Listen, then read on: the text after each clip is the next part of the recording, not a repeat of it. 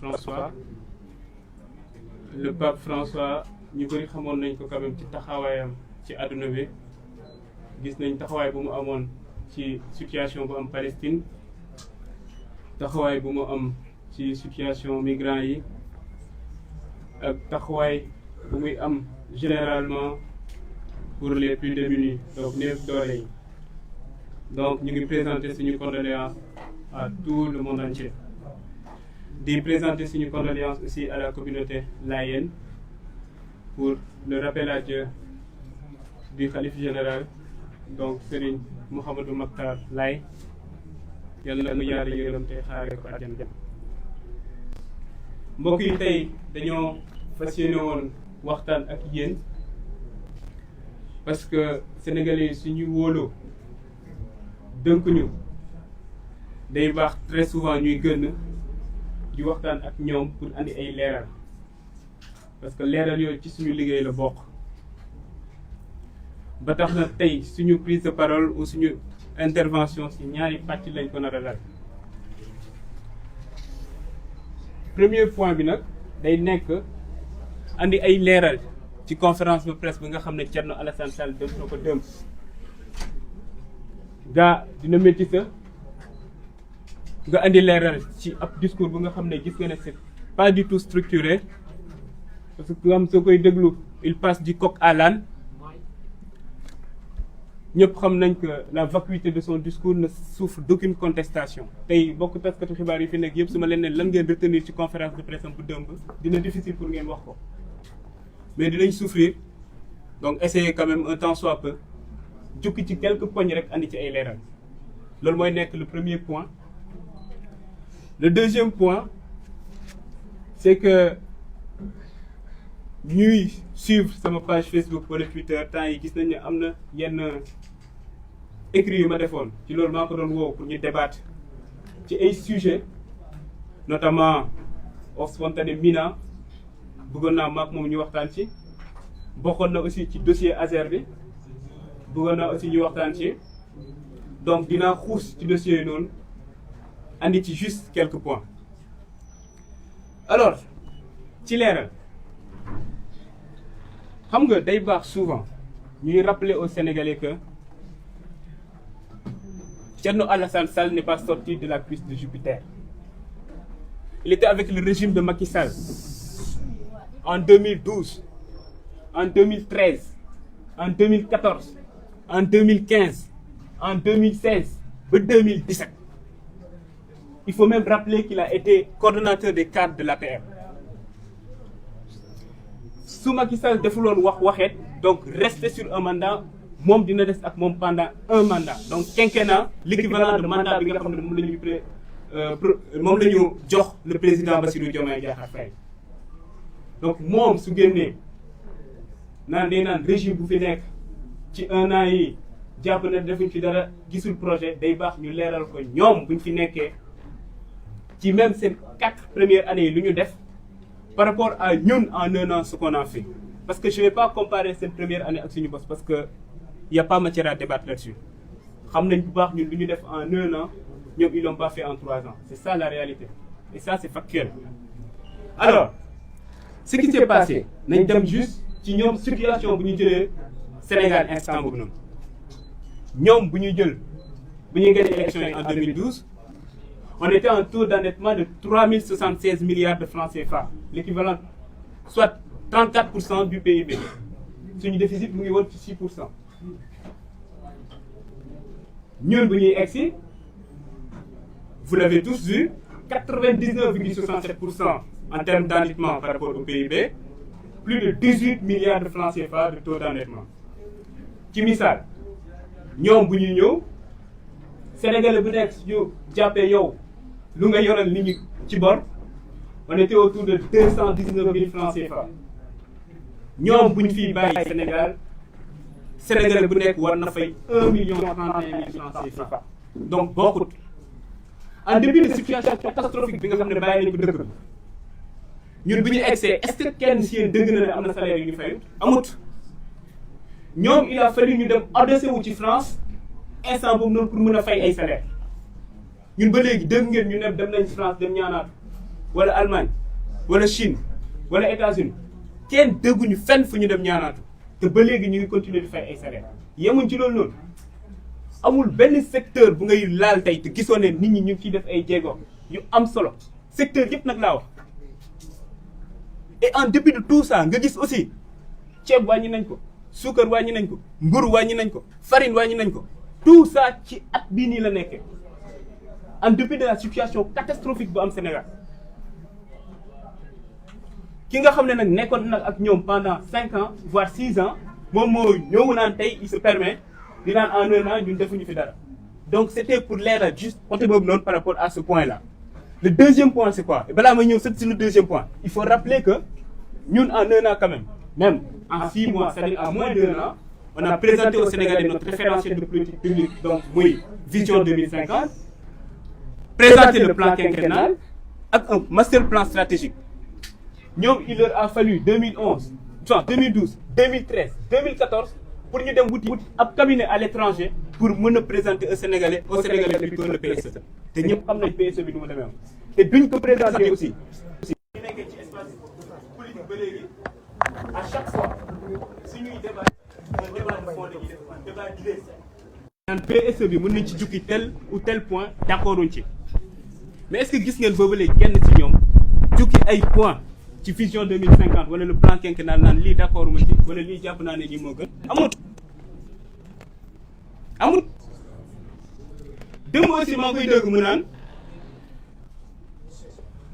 le coût du carburant dafa waroon wàññeeku parce que moom son argumentaire ci ñaari point la ko dal ay facteurs exogènes notamment baril pétrole bi jàpp na ne wàññeeku na au niveau mondial ak ay facteurs endogènes jàpp na ne ñun ñu ngi commencé di produire pétrole donc coût carburant war na wàññeeku man nag ci facteurs endogènes yi rek laa yem. Le frère Ngagne Demba Touré la ñëw ci facteur exogène yi expliquer ce qu'il en est. Alors lu leen Thierno Alassane Sall fàtte wax mooy le contrat bu Sénégal a signé ak Woodside donc pour exploiter Sangomar ñoom ñoo ko signé te bu ñu koy signé amul benn pàcc bi nga xam ne nee nañ ci Sénégal mën na am ay tarifs préférentiels ci misaal Sénégal lu muy jënd pétrole su naree jënd pétrole si biir Woodside ce sera au même titre que la France, ce sera au même titre que les États-Unis, ce sera au même titre que l'Allemagne, la Chine, qu'importe. Donc disons n'importe quel pays, ñun ak ñoom ñoo yem ni ñuy jëndee pétrole foofu noonu. moom il sait très bien.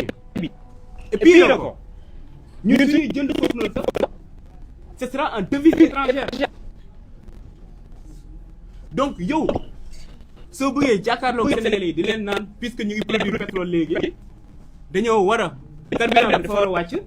yow sa jëmmi bopp xam nga ne yéen a signé contrat yooyu noonu ñaar moo ci mën a am soit nga ñàkk a xam soit nga nekk de mauvaise foi l'un dans l'autre ñàkk a xam ba musiba la parce que mënuñu la jox ministère de l'énergie pendant 2 ans nga ne yow xamoo lan moo nekk ci contrat yi xam boo pare nekk de mauvaise foi moom la dinaa bàyyi Sénégalais yi ñu apprécier en plus day baax souvent ñuy expliquer ce qui se passe yow mënoon nekk ou nekkoon ministre de l'énergie ba pare jàpp ne structuration prix carburant yi ak produits pétroliers yi y a qu'un seul facteur qui rentre en jeu c'est le prix du pétrole bi on sait que ci structure prix il y a d'autres éléments qui rentrent en compte moom il le sait très bien moo tax ñun yemuñu ci à chaque fois su ñuy andi ay précisions wala ñun ñuy andi ay réponses dañuy expliquer exactement ce qu'il en est mais aussi jox leen ñun fan la ñu jëm ak lan la ñu tënk ci suñu projet. parce que tey su ñu waxee énergie yow ou même au-delà d'énergie sur n'importe quelle situation ñun du ñu nekk dans la logique bu ñu nekkoon ñoom une logique de taf yëngal ñun ci lépp lu ñuy dem on essaie d'être structuré buy benn mais aussi changer la chose structurellement. te du ñoom nag ñoom ñooy tax ñun ñu changer suñu logique c'est-à-dire être dans une logique d'urgence ñun ñu tàmm di nekk ñun on va rester dans une logique où tout est planifié réfléchi xam fan la ñu jëm ak fan la ñu bëgg a jëmale Sénégalais ba tax na tey soo jëlee secteur bu mu doon wax léegi par rapport au carburant ñun suñu vision là-dessus c'est clair te ci lañ nekk di liggéey soo xoolee les mesures conjoncturelles yu ñu jël kese au niveau de la SAR xam ngeen SAR avant su doon importer le fioul tonne bu nekk da ci doon fay benn prime fixe de $52 parce que amuloon appel d'offre léegi bu Bassirou Diomaye Diakhar Faye excès dañoo ne léegi day am appel d'offre su ñuy importer loolu noonu permettre nañ prime fixe boobu doon di jar $52 ça coûte entre $20 et $30 aujourd'hui ça c'est factuel yemuñ ci la capacité de raffinage de la SAR tey c'est entre 1,5 million de tonnes annuellement 1,5 million de tonnes et ñun on sait que notre besoin c'est autour de 3 millions de tonnes moo tax SAR le projet SAR 2.0 c'est pour yóbbu cette capacité de raffinage là jusqu'à 5,5 millions de tonnes pour l'horizon 2028 xam nga loolu noonu c'est clair leer na lii mooy suñu position parce que dafa am beneen li nga xam ne il faut ñu ciy revenir suñu wax par exemple énergie xam nga France par exemple su ma jëlee exemple pays bu mel ni France ñoom seen taux de dépendance énergétique dafa demoon ba wàcc à 55%. Tout de suite ñu def commission d'enquête parlementaire en mars 2023 où ils ont appelé anciens ministres de l'énergie yëpp ak même parfois ay présidents pour laajte leen yan politique ngeen mën a def suñu politique ou suñu taux d'indépendance énergétique wàcc ci misaal suñu wax taux d'indépendance énergétique mooy nga jël rapport entre énergie primaire yi nga xam ne ñun dañ koy produire ci suñu dëkk par rapport aux énergies primaires yi nga xam ne dañ koy consommer suñu waxee énergie primaire nag ñaari type d'énergie primaire moo am les énergies de stock mooy charbon par exemple le gaz le pétrole l'uranium etc. les énergies qui ne sont pas renouvelables à l'échelle humaine suñu waxee énergie de flux nag moom moo nekk par exemple énergie solaire muy énergie hydraulique wala énergie éolienne par exemple ce sont les énergies renouvelables donc yow à chaque fois soo bëggee xam yow sa taux d'indépendance énergétique da ngay def le rapport entre yow énergie primaire yi nga xam yaa ngi koy produire chez sa dëkk par rapport à l'énergie ou aux énergies primaires yi nga xam moom la ñu consommé te lu tax loolu am solo mooy tey suñu leen ne am na souveraineté côté énergétique ça veut dire que yow sa économie am na benn résilience de sorte que ay choc exogène su amee muy ci baril bi wala leneen ak leneen yow sa économie mën na koo attan c'est-à-dire du am répercussion bu bëri yow ci yow économie wala sa structure économique ñun foofu la ñu jëm ak yéen loolu noonu c'était juste un point par rapport à moom lu mu wax dëgg ci carburant bi ak leneen par rapport au bilan mais nag xam naa ne lu ëppal nit ñi solo tey mooy suñu débat man ak moom suñu débat man ak moom parce que yow ñu ne dénk na la ministère ci ministère boobu noonu saa yu la laaj lan mooy sa bilan nga ne am na contrat boo xam ne bañ naa ko signé bu total jox nañ la direction lan mooy sa bilan non wàññi naa sama salaire sëñ bi ay résultats la ñu soxla qu'est-ce que vous avez fait en 5 ans 6 ans en tant que ministre en tant que directeur général xam nga yow dëmb maa ko dégg mu naan le président Ousmane Sonko même bu ñu ma dàqee ci ministère bi bokkoon na si ñu ma doon défendre oui ay Sénégalais yu bëri lañ ko doon défendre parce que ñun njort bu rafet la ñu amoon ci moom mais bu ñu egsee aux affaires ba gis fu mu jaar moom nga gis tooxiduuna yu mu def ñun ñëpp on était déçus c'est ça la réalité man par exemple bu ma egsee juste assez ma cité exemple OS Mina Thierno Alassane Sall ñu ko nommé ministre de l'énergie en juin 2015 décembre 2015 donc 6 mois après ASER signe un contrat avec benn société bu ñuy woowee Mina distribution contrat wu 60 milliards pour électrifier 1144 villages le 30 décembre 2015 xam nga soo signé contrat ba pare dès l'instant ñu approuvé ko mën nga demander avance de démarrage mën nga demander aussi des avances au titre de dépenses engagées ñoom nag dañoo andi le 30 décembre vers midi ASER 2015 ñoo déposer la facture pour ne nañ fay la caution d'avance de démarrage ñu ne dañoo bëgg le 30 même ñu def ordonnancement bi def paiement bi ñoom ñu mën a dem encaisser le chèque le même jour. Instant boobu noonu au niveau de l'État on a pas de couverture budgétaire. Si ñu waxee couverture budgétaire c'est-à-dire ñu budgétiser projet bi naan telle année ou 2016 parce que 2016 dañ ko budgétiser woon mën nañu décaisser tant avance de démarrage par exemple les avances au titre de dépenses engagées. ñoom bu ñuy essayé ñu ne mënuñu décaisser waaw ASER wax leen ko mënuñu décaisser actuellement parce que y a pas de couverture budgétaire. te xam nga suñu ne budget xam nañ ne ministère de tutelle bi muy donc instant boobu noonu le délégant parce que il faut rappeler que ASER le maître d'ouvrage délégué du ministère de l'énergie donc le délégant j'ai pas dit délinquant j'ai dit le délégant c'était Thierno Alassane Sall en tant que ministre de l'énergie donc moom moo war a approuver budget bi yóbbu ko ministère des finances pour ñoom aussi ñu approuver y a pas de couverture budgétaire waa ASER nee nañ duñu décaisser vers 17h 18h ku ñu naan Farba Ngom xaabari ñëw ASER naan mun nañ def décaissement bi le même jour ba finalement ñu def ordonnancement bi def paiement bi le 30 décembre bloqué compense yi au niveau de la banque dem au niveau de la banque pour encaisser le chèque de 12 milliards de francs CFA sans couverture budgétaire Farba Ngom lu ci yoonam nekkul ministre de l'énergie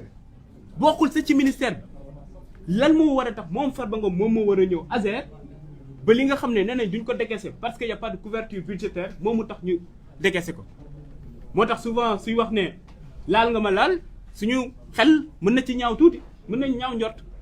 parce que effectivement il était acteur en tant que ministre de l'énergie ñu jógee foofu noonu ñu defaat beneen décaissement 12 milliards encore pour naan avance de démarrage defaat beneen décaissement 3 milliards donc 27 milliards sur les 60 milliards alors que code des marchés publics ci avance de démarrage ak avance au titre des dépenses engagées 40% moo nekk le montant maximum bu ñu war a décaisser ci lañ nekk ci projet bi mel noonu bi nga xam ne pour 12 mois lañ ko war a exécuter ñu décaisser plus de 45 milliards aujourd'hui nous sommes en avril 2025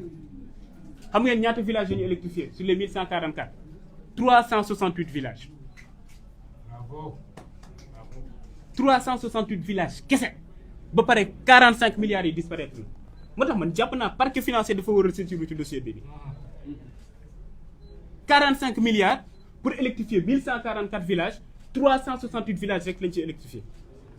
ça c'est factuel lii ab scandale la su ma la ne scandale am na kaa ñu débattre ci parce que xam naa ne am na ay choses ou bien benn dossier bi nga xam ne c'est sur la table des choses factuelles yi nga xam ne war nañ ci mën a waxtaan yow au lieu de ça nga ne par contre ASER am na scandale ma ne la lan mooy scandale bi